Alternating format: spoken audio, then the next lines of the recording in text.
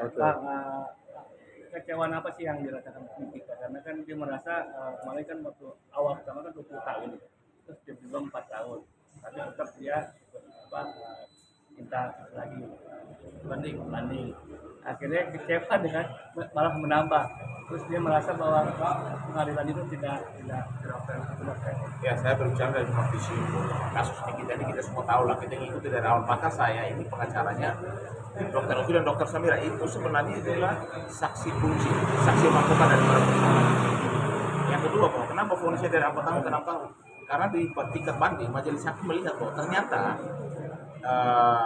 apa pemerasan dan juga TPP-nya terbukti sehingga ada vonis 6 tahun dan denda 1 miliar. Tapi ingat, kita tetap juga lakukan yang namanya upaya hukum kasasi. Karena saya dari awal saya sampaikan bahwa yang boleh dikenakan di kita itu hanya undang ITE. Karena kalau pemerasan dengan TPPU atau pengancam itu nggak ada. Bagaimana? Karena memang si pelaku ini berulang kali minta kepada dokter untuk bertemu Nikita, ada pekerjaan namanya endorsement. Itu sebenarnya berlaku undang-undang kerja, bukan undang-undang apa namanya TPPU, apalagi pemerasan dan juga ada pengancaman. Sebenarnya itu tidak ada. Tapi nanti kita hormati dulu putusan yang sudah keluar dari pengadilan tinggi.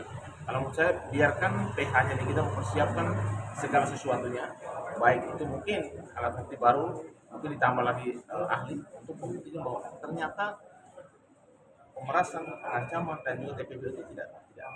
Yang ada adalah undang ITE. Karena si pelapor ini yang selama ini ya berulang kali minta kepada dokter bertemu sama Nikita. Nikita awalnya nggak mau. Saya ini pengacara dokter, jadi tahu posisi lewat WA, lewat media sosial, video call dan lain sebagainya. Dia ngejar. Lalu setelah ditawarkan ada Nikita minta lewat ini siapa? Baik. Mail dari 5 ke 4. Jadi apa menahu soal pekerjaan. Ini kalau bicara tentang pemerasan, ancaman dan juga itu saya rasa perlu kita kaji lagi dan perlu ada pertimbangan lagi. Jadi dari Mahkamah Agung, dari kasasi nanti.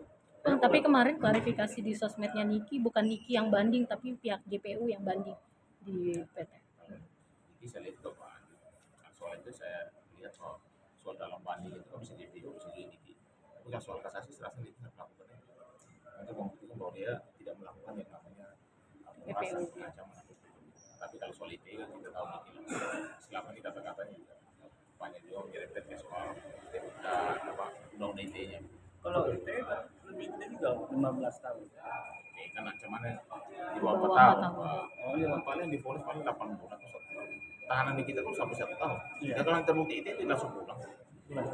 Oke, Bang.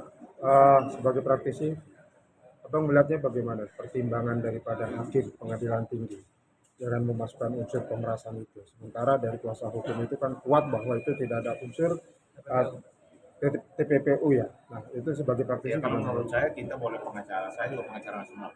Menyiapkan bukti, ahli, petunjuk, seluruh dokumen. Tapi kalau majelis melihat bahwa itu terbukti, ya kita harus upaya lakukan lagi, mencari lagi alat bukti yang baru, membantah apa yang terjadi.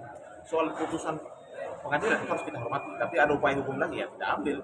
Karena kalau kita melakukan upaya hukum ke kasasi dan ternyata secara objektif majelis hakim kasasi menyatakan di kita ternyata tidak bersalah dalam urusan pemerasan, pengancaman dan TPP, ya ITE saja. Bang, itu kan mempengaruhi nggak sih Bang di dalam persidangan memberatkan ini?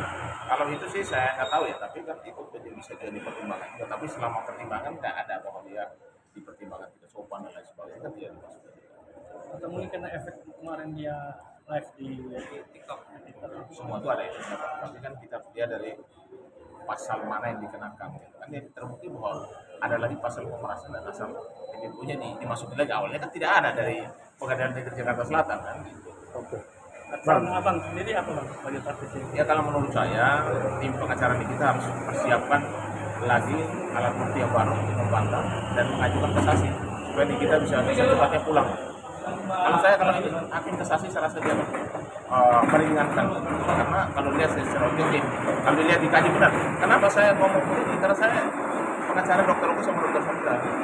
Jadi tahu persis bagaimana sih siapa sih yang ngejar-ngejar untuk mau bertemu sama kita untuk mengawal pekerjaan. Undang-undang yang berlaku undang-undang ketenaga kerja menurut saya. Jadi fokusnya ke ITE. Kalau saya sih fokus ke ITE. Kalau ITE sih saya rasa terbukti. Bang, kalau biasanya kalau banding itu kan lebih banyak itu yang berdasarkan kasus yang ada, hukuman bertambah. Nah, kalau kasasi ini bagaimana, Bang? Kalau kasasi bisa saja bertambah, bisa saja berkurang, dan bisa saja bebas. Ya kalau menurut saya yang penting tergantung daripada pembuktian kita. Kalau ketika kita tambahkan bukti-bukti baru yang meringankan bahkan meyakinkan majelis hakim kasasi, ya sudah pastinya kan kita akan dihukum seringan-ringannya bahkan dibebaskan. Oke, thank you, Bang. Terima kasih Bang. Dan cukup dua. Kalau ini